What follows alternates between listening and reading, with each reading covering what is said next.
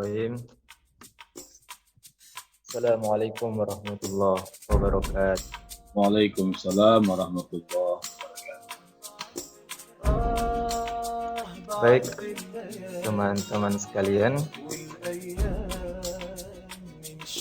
pada kesempatan kali ini mengenai bincang-bincang Ramadan dengan bertemakan Ramadan dan keberagaman remaja.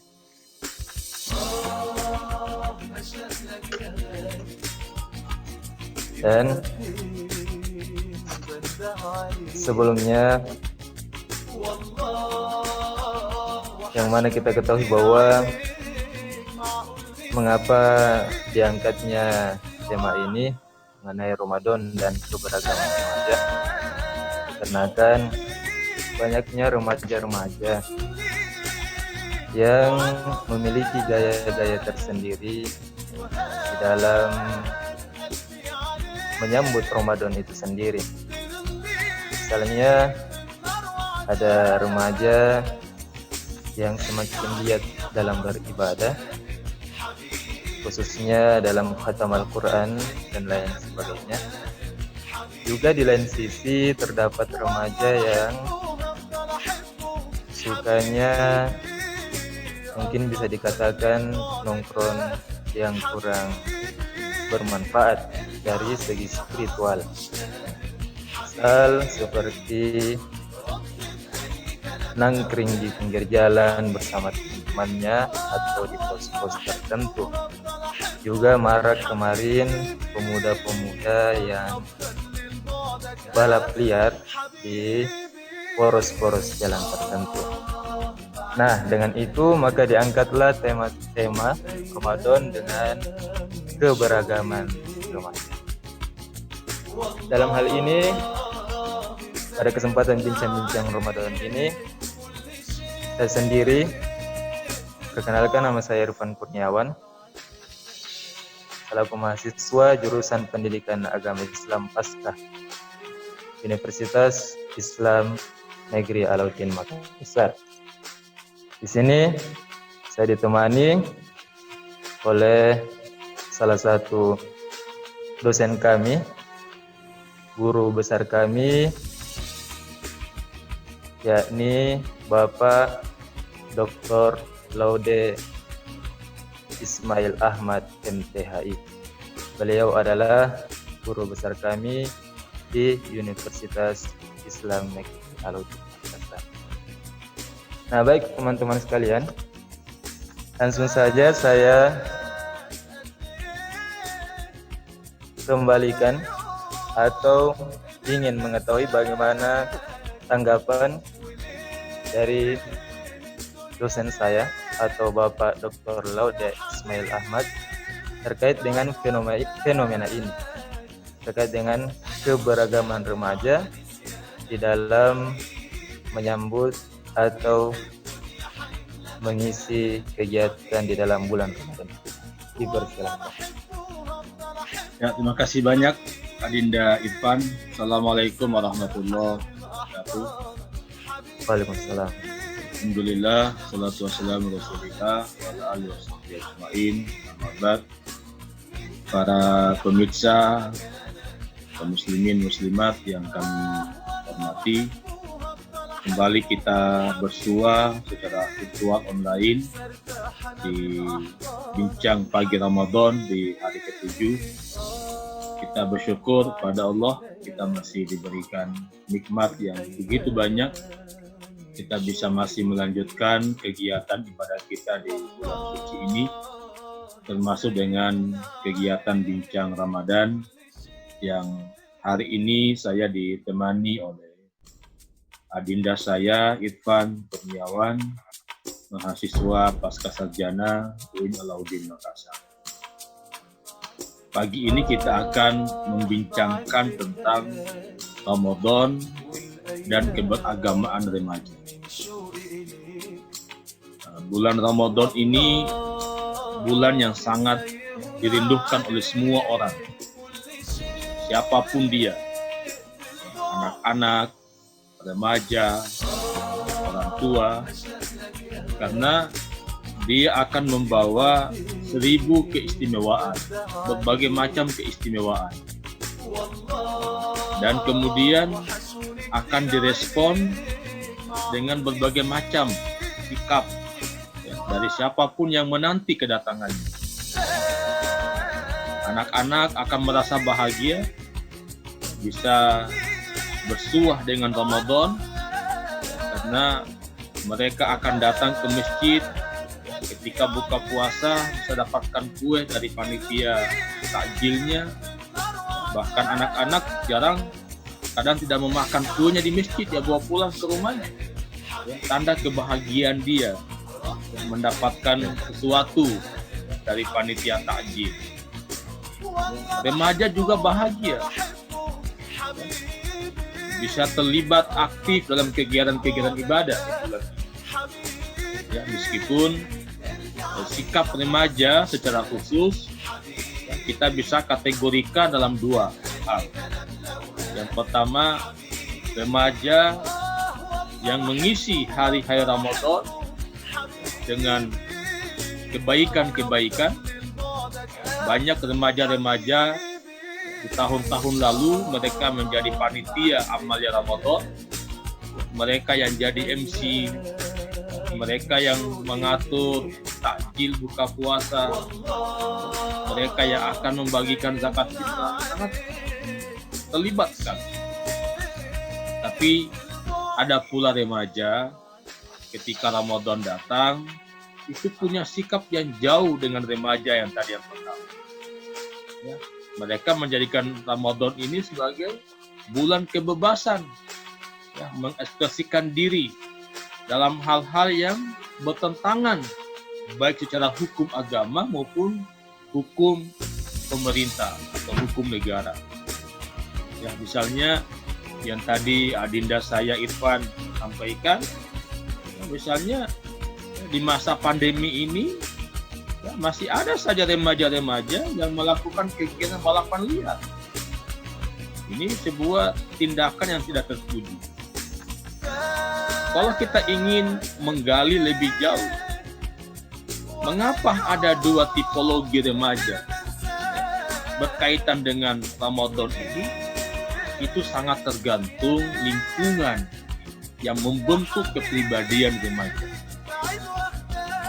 Kalau remaja itu lahir dari keluarga-keluarga yang baik, keluarga yang peduli pada agama, dari keluarga yang menekankan pendidikan akhlak, pendidikan agama pada anak-anak, maka insya Allah kita akan melahirkan kualitas generasi remaja yang akan menghidupkan Ramadan dengan kebaikan-kebaikan.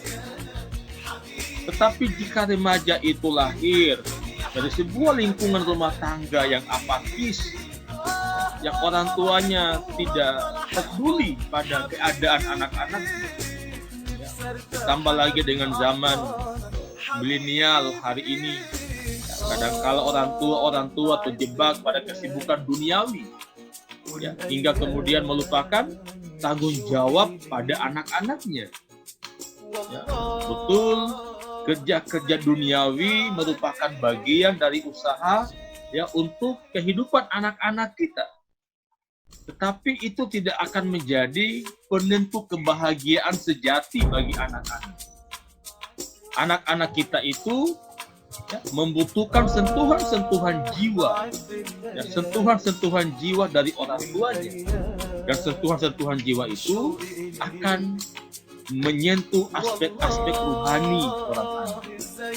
Makanya hanyalah remaja-remaja yang rohaninya diisi oleh spiritualitas orang tua yang bisa merasa bahagia, senang dengan Ramadan ini, dan kemudian mereka terlibat, ya, pada kegiatan-kegiatan yang tadi saya sampaikan. Persoalannya, kita saat ini di masa pandemi, masjid sedang kita lockdown, tutup sementara. Tidak ada aktivitas di masjid. Nah, tapi saya berharap remaja-remaja yang kokoh akidahnya, kokoh imannya, mudah-mudahan tetap melakukan kebajikan-kebajikan dalam kehidupannya, tinggal di rumah bersama orang tuanya, bahkan akan semakin indah jika remaja-remaja itulah yang akan menjadi imam di rumah-rumah kita setiap malam ketika keluarga itu melaksanakan sholat tarawih. Para pemirsa, pendengar, kaum muslimin muslimat yang berbahagia, ini penting kita sadari bersama, karena remaja adalah masa depan kita, masa depan bangsa ini, masa depan masyarakat kita. Kualitas bangsa, kualitas masyarakat kita, kualitas lingkungan kita ditentukan oleh remaja. Kalau remaja kita baik, remaja kita punya komitmen akidah, komitmen keimanan, keberagamaan yang baik, maka insya Allah kita punya masa depan bangsa yang indah. Kita berharap remaja-remaja punya kapasitas, punya kemampuan dalam memajukan dirinya, dalam memajukan bangsa. Oleh karena itu, peran-peran kita sebagai orang tua, sebagai pemimpin, sebagai tokoh, kita harus memberikan contoh terbaik bagi remaja-remaja kita. Di tengah-tengah ujian yang begitu berat, di mana kehidupan remaja kita hari ini sangat jauh beda dengan kehidupan ketika kita masih remaja dulu. Ini membutuhkan pengetahuan yang berbeda, pengetahuan yang lain di dalam menata jiwa anak-anak. Misalnya, anak-anak remaja hari ini sangat tidak suka untuk dinasihati. Kenapa? Karena anak-anak modern hari ini sudah terlalu cerdas dalam berkata-kata. Maka kita sebagai orang tua, sebagai tokoh masyarakat, sebagai pemimpin dimanapun kita berada, maka keteladananlah yang bisa menjadi pintu terbaik di dalam membentuk generasi remaja kita. Saya yakin remaja yang peduli pada agama, remaja yang peduli dengan kebaikan-kebaikan adalah remaja yang lahir dari contoh-contoh yang telah mereka lihat pada kehidupan keluarga mereka. Oleh karena itu, di antara hikmah dari wabah pandemi corona ini, di mana kita kembali ke rumah, mudah-mudahan rumah-rumah kita hari ini kita jadikan sebagai miniatur membangun peradaban dengan menyentuh jiwa anak-anak kita, menyentuh jiwa remaja kita. Remaja adalah suasana kebatinan. Di masa remaja adalah masa di mana psikologi yang sedang mencari identitas. Jadi remaja adalah manusia yang sedang galau dengan identitasnya. Kegalauan itulah yang mesti kita isi. Jangan biarkan kegalauan diisi oleh orang lain yang bisa menghancurkan masa depan mereka. Banyak remaja-remaja yang berasal dari keluarga-keluarga yang baik, tapi karena salah bergaul, salah memilih teman, kemudian mengubah seluruh perilaku kehidupan. Oleh karena itu, sebagai orang tua yang baik, kita harus tahu pada siapa teman kita bersahabat, kemana saja teman kita melakukan perjalanan. Itu mesti menjadi pengetahuan penting bagi orang tua. Karena kualitas teman, kualitas sahabat dari anak-anak kita akan memberikan pengaruh besar pada kualitas jiwa anak-anak. Semoga Allah Subhanahu wa Ta'ala mengaruniakan kepada kita anak-anak yang soleh-soleha, remaja-remaja yang Qur'ani, yang mencintai agama. Dan Ramadan ini saya kira waktu yang ideal untuk menyentuh jiwa anak-anak kita. Ketika kita membangunkan mereka makan sahur, ketika kita mengajak mereka buka puasa bersama, ketika kita mengajak mereka untuk maghrib isya berjamaah, bahkan tarawih berjamaah, maka disitulah pintu masuknya untuk mengisi jiwa anak-anak.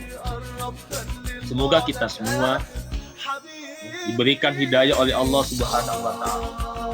Sebagai orang tua, diberikan hidayah untuk menjadi orang tua yang baik bagi anak-anak kita, baik untuk anak-anak kita. Semoga Allah memberikan hidayah untuk menjadi anak-anak yang soleh. Orang tua hanya mampu berusaha, hanya mampu mendidik, tetapi Allah lah yang mengatur hidayah itu pada setiap jiwa manusia. Semoga Allah memberkahi kita semua. Terima kasih banyak atas segala perhatiannya. Kita akan lanjutkan dengan dialog. Ya, mungkin Adinda Irfan ya, punya penajaman materi yang tadi saya sampaikan. Semoga kajian ini bisa mencerahkan kita semua, khususnya pada diri kami dan Adinda saya Irfan. Silakan Irfan. Amin ya rabbal alamin. Oke, baik Ustaz. Jadi sangat menarik Ustaz. Mungkin saya mewakili dari teman-teman yang kiranya menonton. Ya. Jadi bahwasanya dikatakan peradaban itu dimulai dari rumah atau miniatur peradaban itu dibangun berawal dari rumah. Ya. Adapun pelaku pembangunan yang utama di sini yang dimaksud ialah orang tua. Ya. Nah, dia katakan bahwa remaja sebagai penerus bangsa. Apabila baik remajanya, maka masa depan bangsa. Ya. Nah, berbicara mengenai orang tua, Ya. ini mungkin ada teman-teman yang ingin berkata Ustaz, bahwa latar belakang orang tua saya mungkin religiusnya itu agak kurang. Ya. Nah, bagaimana kiranya atau apa yang harus dilakukan oleh orang tua? Yang kedua, remaja dalam bergaul. Tidak semua remaja cerdas dalam memilih pergaulan.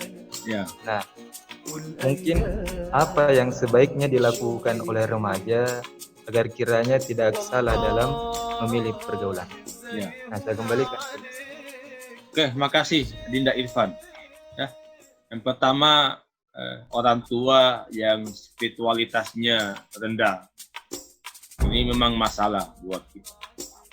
Ya, oleh karena itu penting ya bagi kita semua menyadari bahwa seluruh aspek kehidupan kita mesti bangun pada pondasi dasar agama. Agama ini mengajarkan pada kita ketika kita ingin memilih pasangan, ketika kita ingin menikah, maka agama memberikan syarat. Ya, nikahilah wanita, nikahilah laki-laki karena 4 syaratnya. Karena kecantikan gagahnya, karena kekayaannya, karena keturunannya, karena agamanya. Tapi Nabi kemudian menekankan pilih agamanya, pilih aspek spiritualitas. Guru kita Prof. Quraish Shihab pernah mengatakan bahwa kalau Anda ingin memilih calon pasangan Anda, maka lihatlah spiritualitasnya, lihatlah sholatnya. Kalau sholatnya baik, maka laki-laki itu pasti baik. Ini saya kira yang masih belum totalitas hadir di kehidupan kita hari ini. Banyak orang tua yang memilih jodoh anak-anaknya bukan pada sisi keberagaman, lebih banyak pada aspek duniawi. Demikian pula anak-anak kita remaja, anak muda kita. Mencari jodoh yang pertama kali ditatap adalah wajahnya. Tidak, gampang tidak. Ketika dia tidak cantik, kita tinggalkan. Padahal kecantikan itu hanyalah ukuran manusiawi. Kalau kita menggunakan ukuran Tuhan, kalau Tuhan katakan laqad khalaqnal insana fi ahsani taqwim, Dia sudah menciptakan kita sebagai makhluk yang terbaik. Maka segala apa yang kita lihat dari wajah-wajah manusia, itulah wajah yang paling indah yang Allah berikan. Tapi kenapa kemudian kita menggunakan ukuran kemanusiaan untuk mengatakan, oh si A cantik, si B cantik. karena kita hanya melihat pada aspek lahiriahnya. Kecantikan dan kegagahan pada hakikatnya bukanlah pada aspek lahiriah, tetapi pada aspek jiwa batiniah manusia. Kalau kita bicara jiwa, maka manusia yang gagah, manusia yang cantik adalah cantik spiritualitas. Kalau kita sudah bisa membentuk diri menjadi pribadi-pribadi yang spiritualitas, yang punya agama yang baik, kemudian kita disatukan dalam satu ikatan suci akad nikah, maka anak-anak kita akan mendapatkan sosok-sosok yang luar biasa dalam kehidupan. Jika ini tidak menjadi sebuah mimpi yang indah, realitasnya banyak tidak seperti ini, maka kita sebagai orang beragama harus senantiasa memperbaiki diri. Jika kita terlanjur lahir dari orang tua yang agamanya pas-pasan, yang spiritualitasnya kadang tidak sholat, maka kita sebagai anak remaja punya akal untuk berpikir. Mungkin orang tua saya tidak bisa memberikan contoh yang baik pada saya, tapi saya yakin orang tua saya menginginkan saya menjadi orang yang baik seperti orang-orang di luar sana. Mungkin orang tua kita tidak bersikap pada kita dari sisi keberagamaan di depan kita, tapi jangan-jangan ada rintihan-rintihan doa dari orang tua. Dia ingin melihat kita menjadi orang-orang yang punya pribadi spiritual. Maka sebagai anak, biarlah orang tua yang gagal dari spiritualitasnya. Mungkin karena dia salah dari awal kehidupan, tapi kita tidak boleh salah dalam membangun spiritualitas. Lembaga pendidikan, lingkungan sosial tempat kita tinggal, bisa menjadi pintu-pintu bagi remaja dalam membentuk pribadinya. Oleh karena itu, pendidikan, lembaga pendidikan yang tepat untuk kita masukkan anak-anak kita, lingkungan sosial yang tepat untuk kita hadirkan anak kita di situ, akan memberikan pengaruh pada anak ini. Saya kira di Irfan, banyak orang tua yang boleh jadi dia tidak hafal Quran, tapi orang tuanya punya keinginan, dia ingin punya anak hafiz. Dia masukkan anaknya ke pondok tahfiz, jadilah dia penghafal.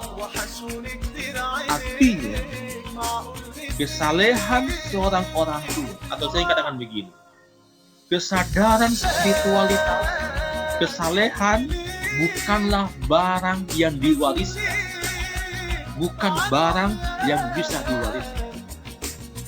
Kesalehan adalah hasil usaha manusia yang diridhoi oleh Allah, yang ridho Allah berbentuk dalam hidayah Allah. Karena banyak juga kasus Adinda Irfan, ada orang tua ayah yang baik, ustaz, bahkan kiai, bapaknya, tapi anak-anaknya malah rusak.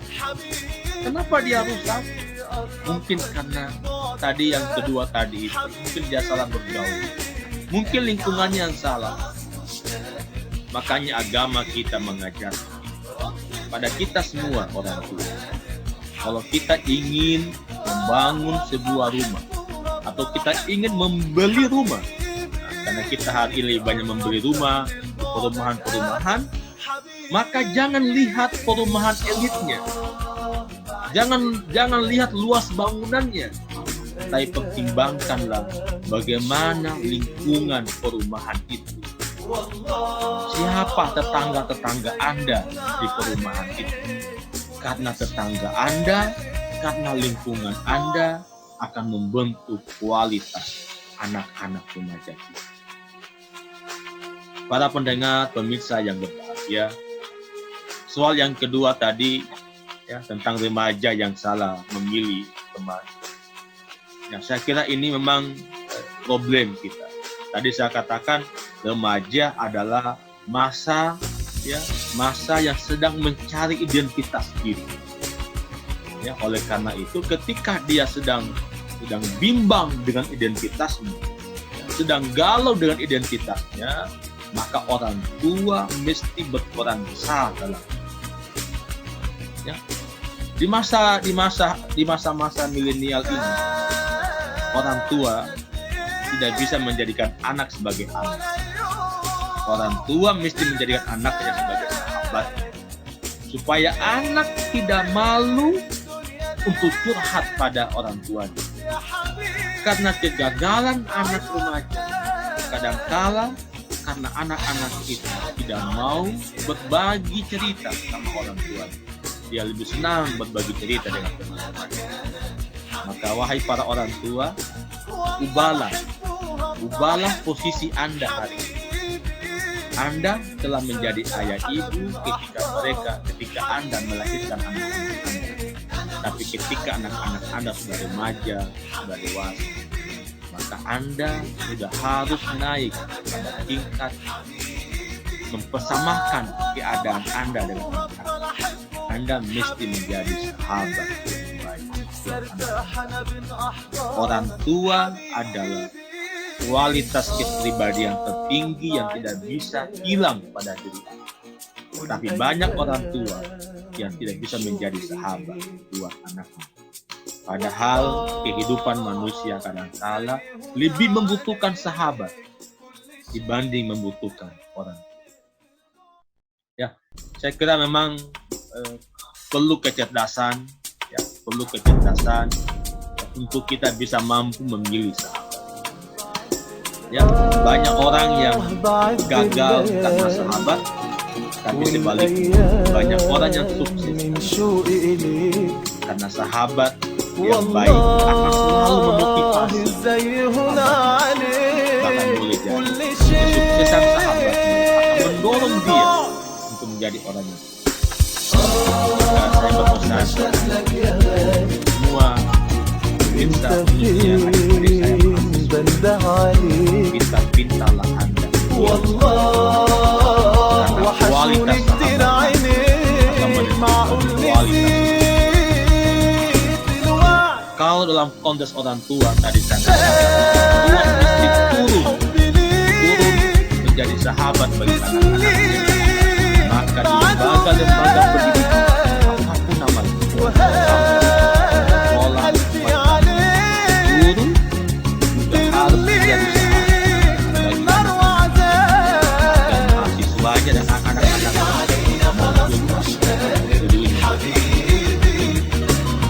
dengan itu. Kita hanya dengan cara seperti ini kita bisa menjaga kualitas. Tapi ketika orang tua tetap menjaga ego orang tua, ketika guru dosen tetap menjaga keegoan dosen, maka boleh jadi anak-anak akan mencari figur-figur lain di luar untuk kemudian temu sama figur yang menemukan figur yang halal.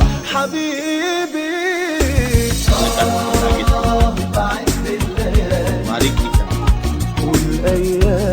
mengubah seluruh posisi-posisi kita demi kenyamanan. Kita mesti menjadi pribadi nyaman. Dosen mesti menjadi pribadi yang nyaman.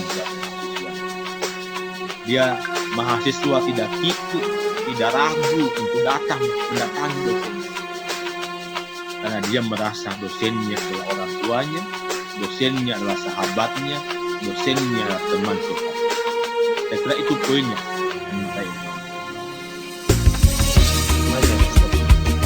Baik, jadi tadi saya agak terfokus dan saya rasa ada pernyataan yang sangat penting bagi saya dan mungkin juga ini teman-teman yang sudah menonton. Ya, tadi ada pernyataan Ustaz yang mengatakan bahwa kesolehan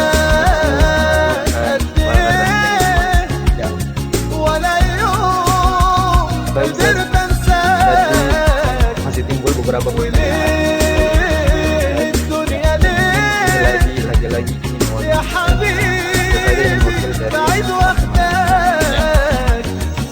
berangkat dari tadi kalau teman-teman yang kurang dalam sekarang kita beralih ke teman-teman yang spiritualnya sudah merasa baik.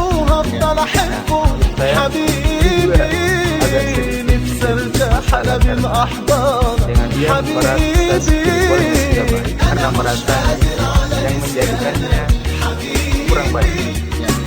Yang benar jangan merasanya dia memandang kepada orang yang spiritualnya kurang memandang boleh dikatakan apalah atau saya tidak mau berteman kamu karena kamu tidak habis saya dan lain sebagainya. Ini banyak di teman-teman, mungkin bisa saja banyak di teman. Nah, itu bagaimana sebaiknya menanggapi orang yang seperti itu. Kemudian poinnya lagi bahwa orang tua harus mampu menjadi sahabat bagi anaknya. Nah, kiat-kiatnya untuk menjadi agar orang tua muda menjadi sahabat bagi anaknya itu seperti apa, Ustaz? Karena ada beberapa orang tua yang kaku dalam artian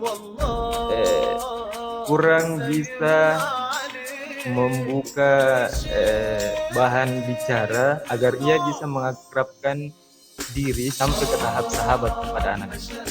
Kira-kira seperti itu, Ustaz. Saya kembalikan kepada Ustaz.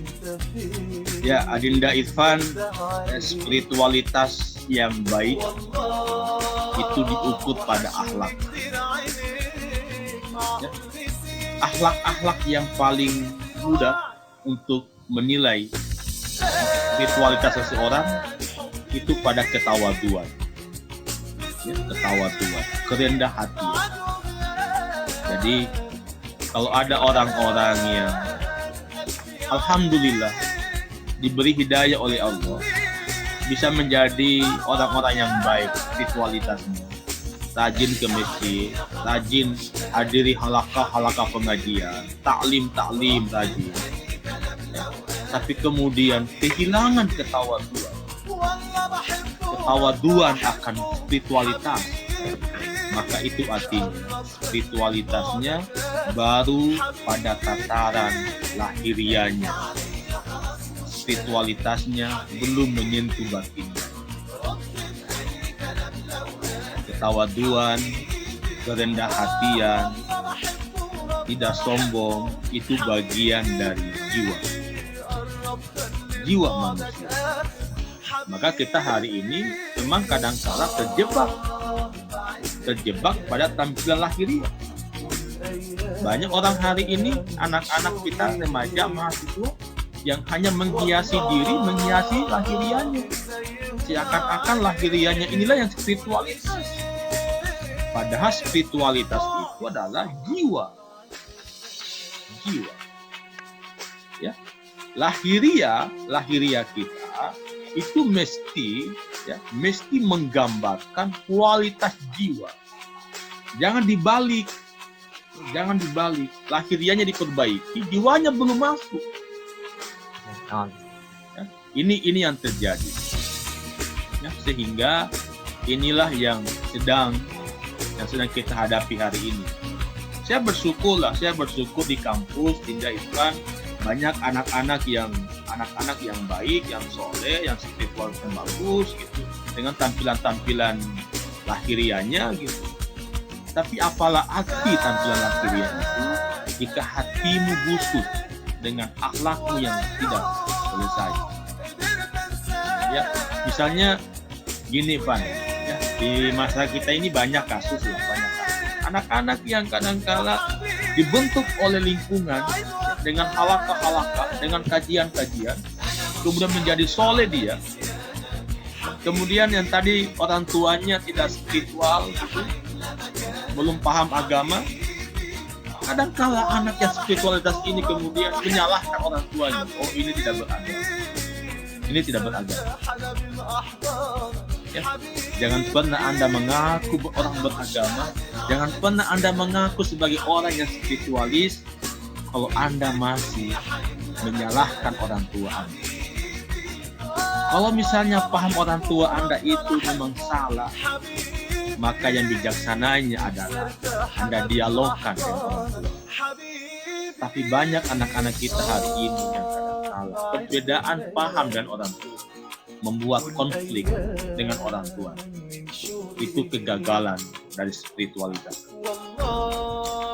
Ya, jadi sekali lagi Adinda Ivan, ya, poin saya pertama ini ya, ingin menekankan bahwa spiritualitas seseorang tidak diukur pada lahirianya, spiritualitas diukur pada batinianya. Batinlah yang membuahkan akhlak pada jiwa.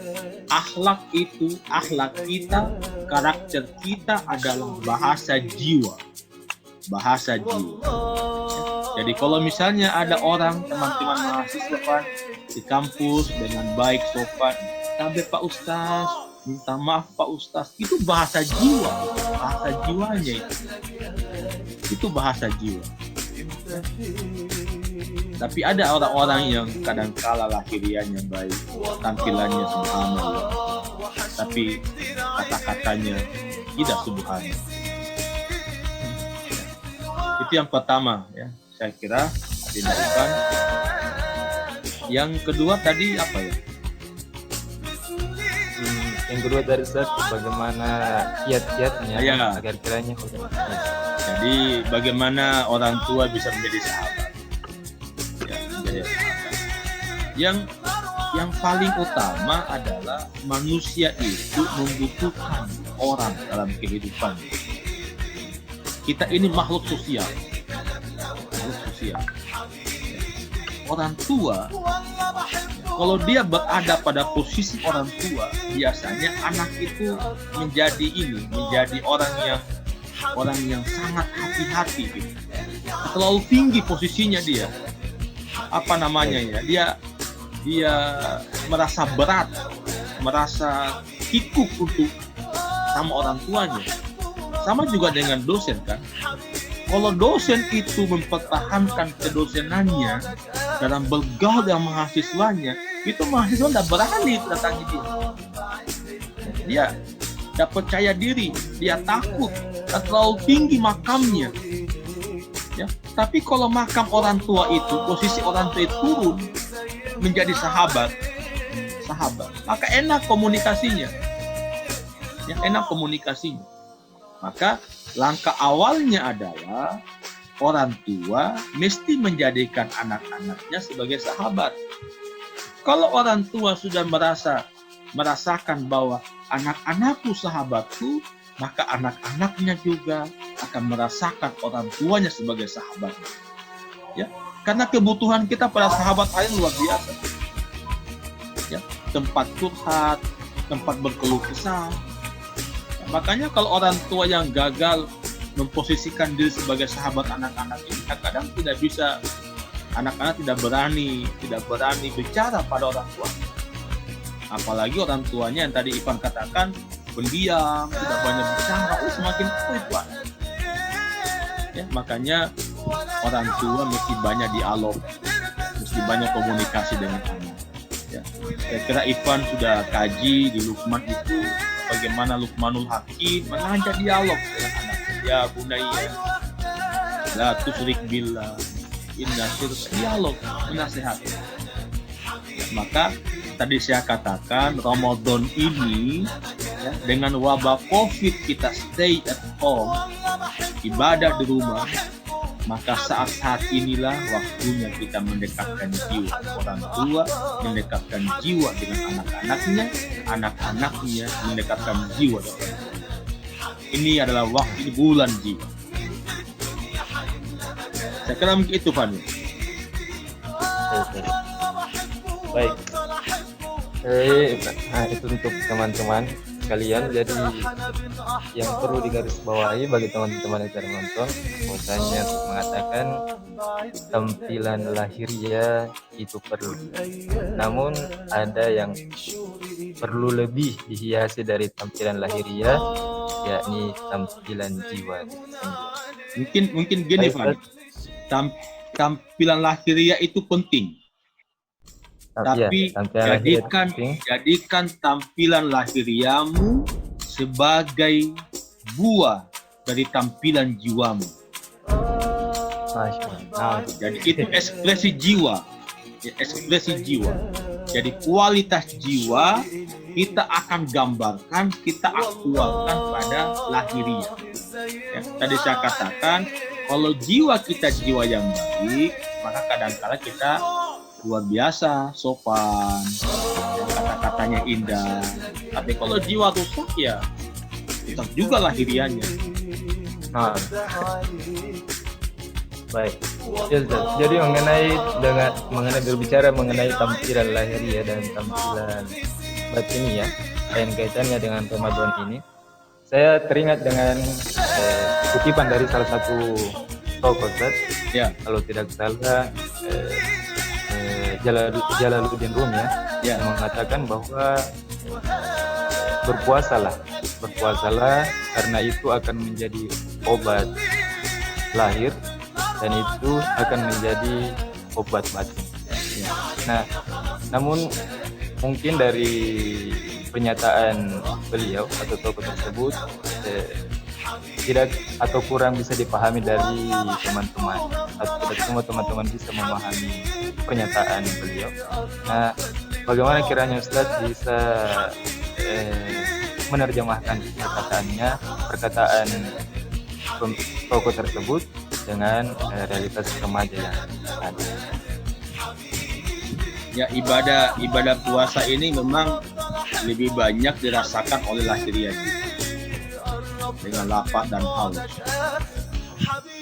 Jadi lahiriah yang sangat terasa. Tapi pada dasarnya ibadah itu bukan untuk lahiriah, dia jiwa. Ya, itu kebutuhan rohani. Sehingga kalau lahiriah kita merasakan rasa lapar dan haus, itu puasa lahiriah kita, maka rasa lapar dan haus itu mesti mendidik jiwa. Apa pendidikan jiwanya? Pendidikan jiwanya adalah merasakan bagaimana rasa orang-orang yang boleh jadi kehidupannya atau sepanjang hidupnya tidak makan dan tidak minum. Kalau Anda hari ini hanya merasakan lapar haus di waktu-waktu tertentu, hanya kurang lebih 12 jam dari imsak sampai terbenam matahari, maka boleh jadi ada orang-orang yang lapar sepanjang hari dalam hidup.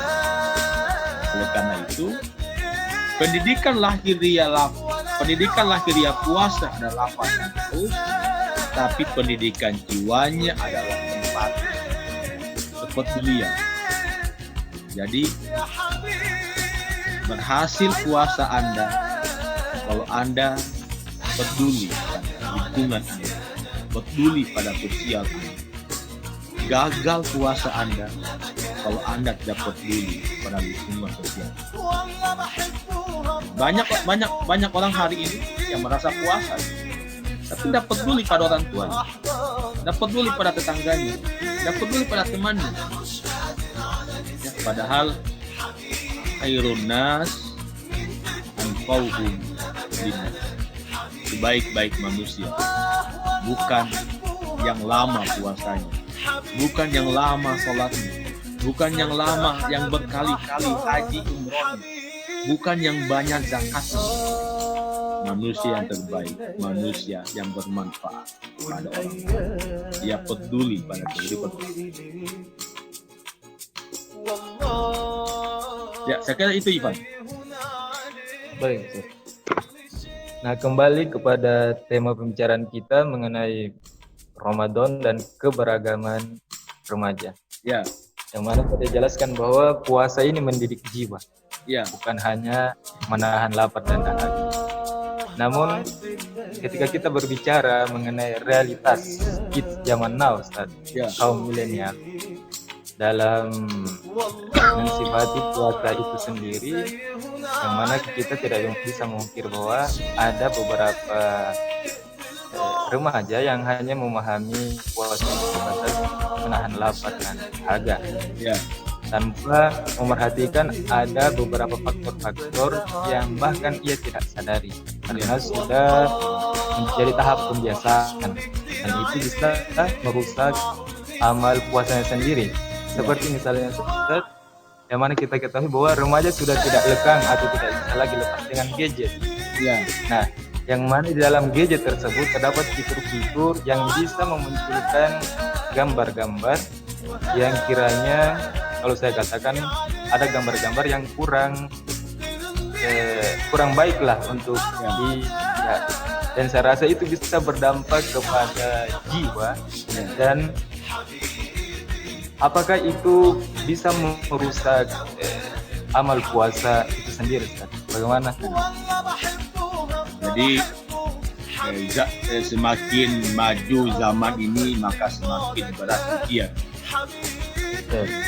Tapi apapun kemajuan zaman, jika agama, jika iman menjadi fondasi kehidupan kita, insya Allah kita bisa menjalani kehidupan yang penuh ujian ini. Ya, memang masa kini masa gadget, tapi gadget itu tetap punya dua unsur kan, pasti mengandung positif, pasti mengandung negatif. Tinggal manusianya. Kalau dia manusia yang punya agama, maka dia hanya akan mempergunakan gadget itu pada aspek-aspek positif.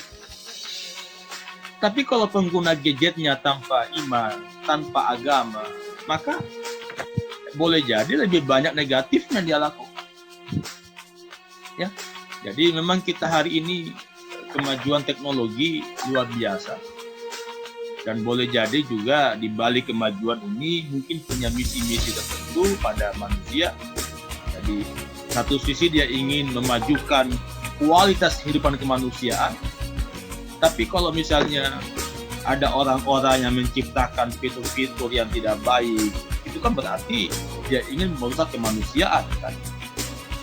Idealnya kalau semua manusia ini berpikir untuk kebaikan manusia, maka jangan menciptakan fitur, jangan menciptakan program yang bisa merusak manusia. Hilangkan itu. Ya. Jadi kalau misalnya tetap ada itu artinya dunia ini bukan semua malaikat. Bumi ini tidak semua dihuni oleh malaikat. Tetap ada iblis-iblis yang akan selalu menggoda kita.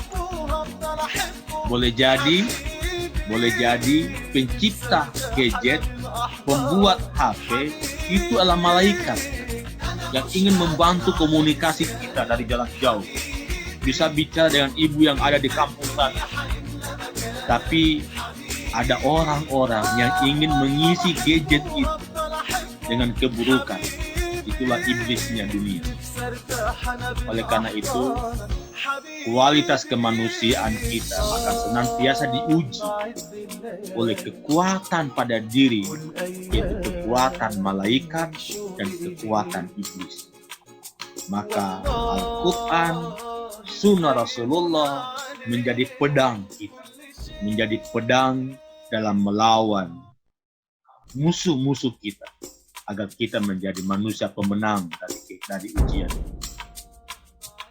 Saya kira mungkin itu, Ivan. Ya, baik. Jadi pernyataan Ustaz tadi mengatakan bahwa dunia tidak semua malaikat. Ya. Ini penting saya rasa untuk saya pribadi juga kembali kepada teman-teman. Ini perlu diingat teman-teman sekalian yang sedang menonton kitanya bahwa tidak semua isi dunia itu adalah malaikat. Ya. Dan ada juga ada itu. Tapi ada pentapian di sini, Ustaz. Ini kalau mungkin dari saya pribadi, Ya. Ketika kita berperang melawan nafsu, atau ketika kita mencoba melawan godaan, atau simpelnya ketika kita mensifati iblis itu, apakah kita harus membencinya, Ustaz? Atau apakah Islam itu mengajarkan kebencian? Apakah cara kita berperang melawan godaan iblis itu dengan cara membencinya? Maksud saya, kadang-kala saya berpikir, atau dari dulu hati saya kadang-kala berterima kasih kepada orang-orang yang mengajarkan saya keburukan. Karena dengan ia mengajarkan saya keburukan, saya menjadi tahu bahwa hal itu adalah hal yang buruk. Nah, kembali tadi kepada mensifati atau mendandani ritual dari batu. Nah, bagaimana kita memaknai atau mensifati baik dan buruk ini? Apakah kita hanya mencintai kebaikan atau mencintai sifat kemalaikatan, kemudian menyampingkan memandang sepele, memandang rendah, atau sampai membenci keburukan atau keiblisan gitu kan? Bagaimana memaknai ini? Ya,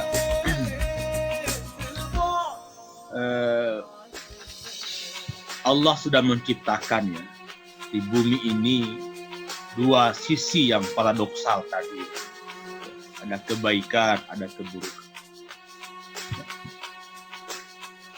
Apa kita, ya orang-orang beriman, dia mencintai kebaikan, ya mencintai kebaikan, dan dia membenci keburukan. Tapi kebenciannya bukan pada tataran membenci perbuatan itu. Kebenciannya dalam makna dia tidak ingin melakukan keburukan itu. Itu dua hal yang berbeda.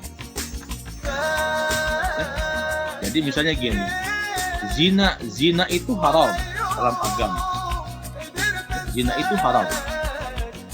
Ya, saya mesti benci dia. Tapi yang saya benci adalah membenci diri saya untuk melakukan itu.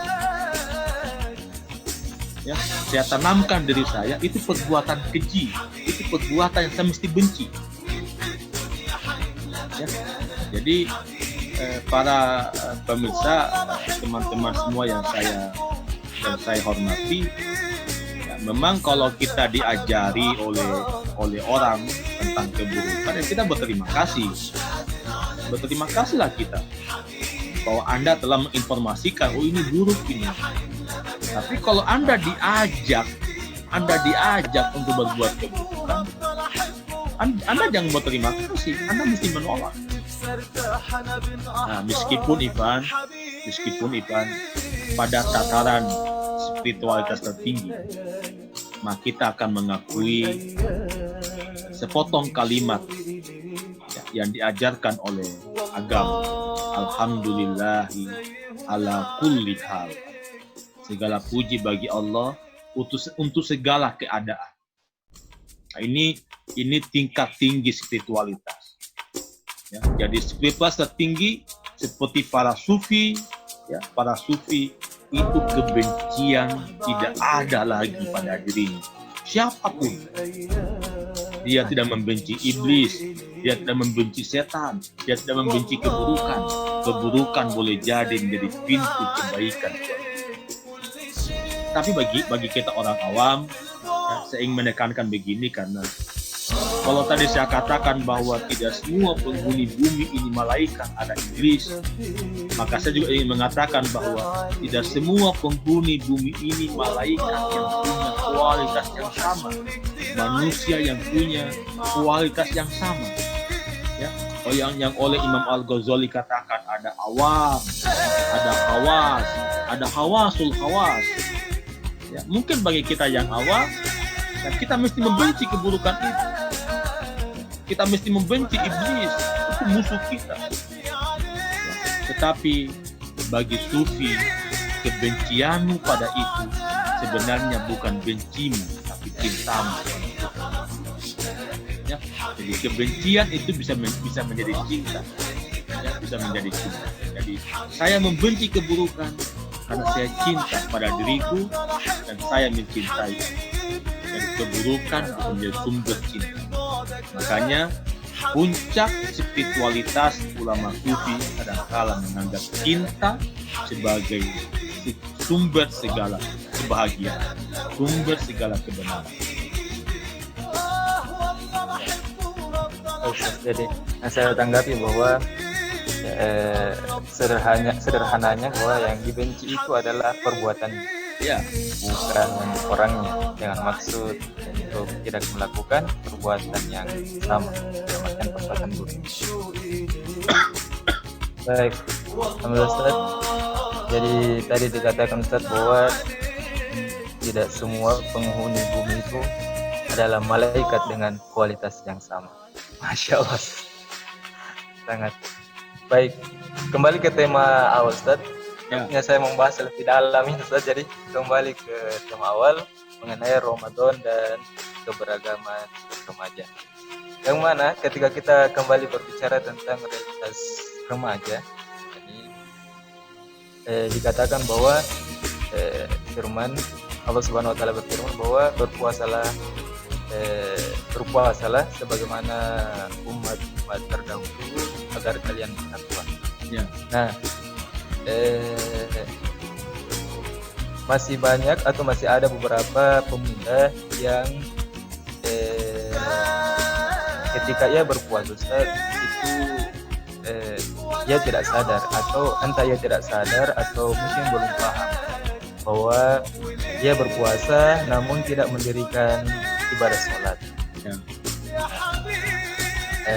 Kemudian dia mungkin masih bergandengan dengan mungkin taruhlah pacar begitu Ustaz, di sore-sore hari kadang itu. Nah, mungkin ini perlu diberikan pemahaman bahwa apakah urgensi atau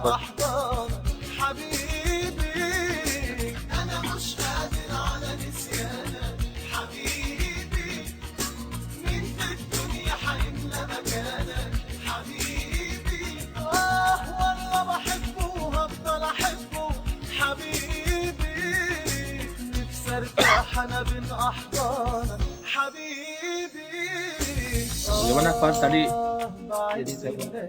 jadi saya ulang Ustaz, bahwa ini masih banyak remaja yang kurang memahami Ustaz, antara urgensi puasa dan ibadah sholat ini. Ada ya remaja yang itu menyampingkan, mungkin karena kurang memahami antara urgensi dari ibadah puasa dan ibadah sholat itu sendiri. Ya, Bagaimana mungkin memahamkan? Itu saya kira beribadah karena lingkungan, karena kondisi lingkungan. Ya.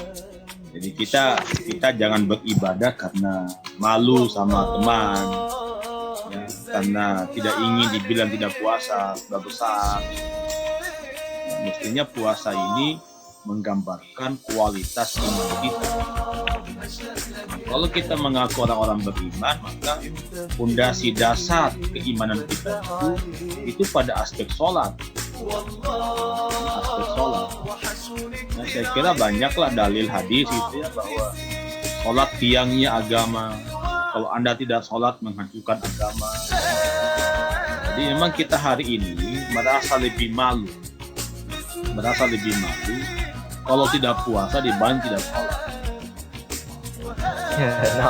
Ini persoalannya. Ya. Bahkan kita hari ini kadang-kala mewajibkan pada anak-anak kita, kan? Apakah cuma sekedar latihan atau apa gitu.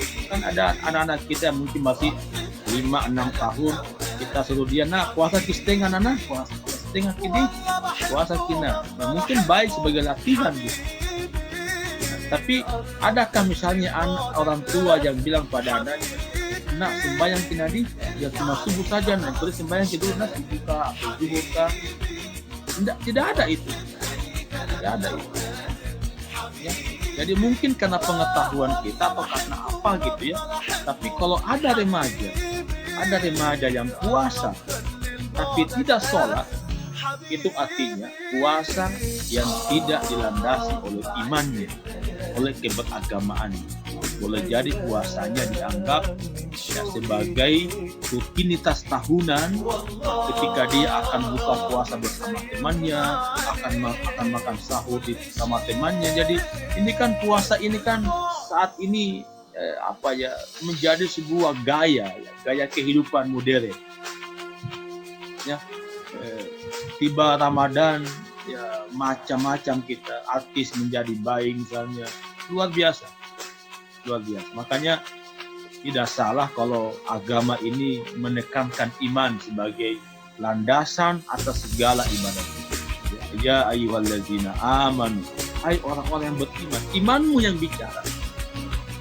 Ya, imanmu. Jangan keimanan kita pada Allah, kita hanya aktualkan pada puasa. Ada yang lain, sholat yang paling utama. Itu media yang paling intim hubungan hamba dengan Tuhan. Ya. Kalau puasa ini kan hanya mendidik jiwa saja, mendidik jiwa supaya dia merasakan kehidupan sosial di luar sana, sehingga dia menjadi orang-orang yang empati. Tapi kalau ingin merasakan komunikasi intim, komunikasi intensif dengan Tuhan, itu sholat itu. Ya, jadi memang ini perlu kita sebarkan di masyarakat. Jadi sia-sialah Anda berpuasa tapi tidak sholat. Ya, karena amal yang pertama kali dihisab adalah sholat kita, bukan puasa. Ya, jadi, makanya nyanyiannya kan, walaupun hidup 1000 tahun kalau pas sembahyang. Ya, bukan walaupun hidup 1000 tahun kalau tak puasa. Bukan itu nyanyi. Sholatnya yang terbaik. Insya Allah kalau orang sudah sholat dengan baik, maka puasa itu akan menjadi kebutuhan dia, bukan sebuah kewajiban yang berat. Saya kira itu, Ivan. Alhamdulillah. Jadi jikalau puasa, jikalau sholat orang sudah baik, maka puasa akan menjadi kebutuhan. Ya. Tentu kebutuhan rohani dan lahiriah. Ya. Mungkin ini terakhir dari saya. Ya. Saya ingin menyampaikan sebuah hadis. Ya. Sebuah hadis. Ini juga sebagai penyemangat bagi teman-teman remaja dan kaum, bahwa Nabi SAW bersabda kepada istrinya Aisyah dengan mengatakan, fayaqulu, Allah Subhanahu wa taala berfirman, ayyuhash syab at-tariqu syahwatahu bi ajal, ila akhir hadis, yang artinya bagi para pemuda, ya wahai para pemuda, yang kalian menyampingkan syahwatnya, yang kalian menyampingkan segala kesenangan keremajaannya, dan lebih memilih aku, dalam konteks dan lebih memilih aku, kata Allah, maka kamu remaja-remaja adalah malaikat aku. Ya. Ini saya rasa ini ketika saya membaca hadis ini, begitu Allah Subhanahu wa taala sangat memuji remaja-remaja yang menyampingkan syahwatnya dan lebih memilih Tuhan. Ya. Kembalikan. Saya kira hadis itu Ivan ingin mengokohkan bahwa keberlangsungan agama ini, keberlangsungan umat, keberlangsungan bangsa sangat tergantung pemudanya. Ya. Kalau pemuda itu hidup, remaja itu hidup dalam kesenangan syahwat, maka apalah jadinya agama ini? Akan hancur agama ini. Makanya agama ini sangat menekankan bagi kita untuk mendidik anak-anak kita. Sejak kita memilih pasangan, ya, sejak istri kita hamil, sejak anak itu lahir diazankan, sejak dia menyusui, itu butuh sentuhan-sentuhan jiwa, sentuhan-sentuhan spiritualitas, ya, supaya dia hidup dalam bimbingan rohani yang kokoh, sehingga di masa-masa remaja, di masa-masa pemuda, dia tidak hidup dalam bimbingan syahwatnya. Supaya agama ini, negara ini, umat ini, ya, bangsa ini kokoh dari pemuda yang kuat itu. Ya. Jadi itu saya kira penekanannya. Nabi itu juga tahu, ya, bahwa agama ini akan kokoh, ya, akan berlanjut hidup agama ini jika ada pemuda-pemuda soleh, pemuda-pemuda yang hidupnya menundukkan kesenangan pada dunia. Ya, oleh karena itu saya kira Ivan, ya, karena kata kunci tadi bahwa bumi ini tidak semuanya malaikat dan tidak semuanya iblis, maka Allah tahu, Allah menghadirkan. Ada pemuda-pemuda yang malaikat, tapi ada juga pemuda-pemuda yang iblis. Maka tugas-tugas pemuda-pemuda yang malaikat, bagaimana menyadarkan pemuda-pemuda yang iblis, yang hidupnya itu hanya syahwat, hanya kesenangan dunia, untuk kembali kepada Tuhan.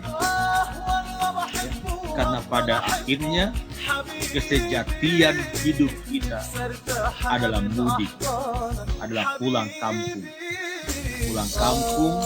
dan mudik untuk berjumpa dengan kekasih sejati Allah Subhanahu wa Ta'ala. Makanya Allah memuji pemuda, agama memuji pemuda yang menundukkan syahwat, karena itu akan menjadi tentara-tentara Allah yang akan melanjutkan estafet kehidupan agama ini. Para pemirsa yang saya hormati, nanti Adinda Irfan akan langsung menutup acara ini. Maka kata kunci dari dialog pagi ini, saya ingin mengatakan adalah remaja masa depan kita. Kualitas remaja akan menentukan kualitas keberagamaan, kualitas agama masa depan. Rusaknya remaja akan merusakkan masa depan agama. Maka agama ini harus selalu menghadirkan pemuda-pemuda, remaja-remaja yang jiwanya diisi oleh spiritualitas, yang jiwanya akhlak ada di diri. Semoga Allah memberkahi kita semua. Semoga Allah memberkahi dialog pagi ini. Dinda saya Irfan, semoga diberi kekuatan batin, dikaruniakan umur yang panjang, dan semoga seluruh cita-citanya dimudahkan oleh Allah Subhanahu wa Ta'ala. Terima kasih banyak Adinda Irfan atas kesediaannya pada pagi ini untuk menemani berbincang pagi di hari ke-7 Ramadan. Ya, silakan Adinda Irfan. Baik, alhamdulillah pada teman-teman sekalian. Itulah tadi bincang-bincang Ramadan kami mengenai remaja dan mengenai Ramadan dan keberagaman remaja.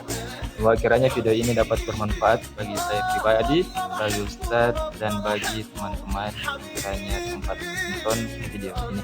Semoga bermanfaat lahir dan untuk batin. Nah, saya rasa demikianlah diskusi atau bincang-bincang Ramadan kami. Kami mengucapkan banyak terima kasih kepada penonton yang sempat menonton. Ucapkan banyak terima kasih, dan wabillahi taufiq wal hidayah. Assalamualaikum warahmatullahi wabarakatuh. Waalaikumsalam warahmatullahi wabarakatuh.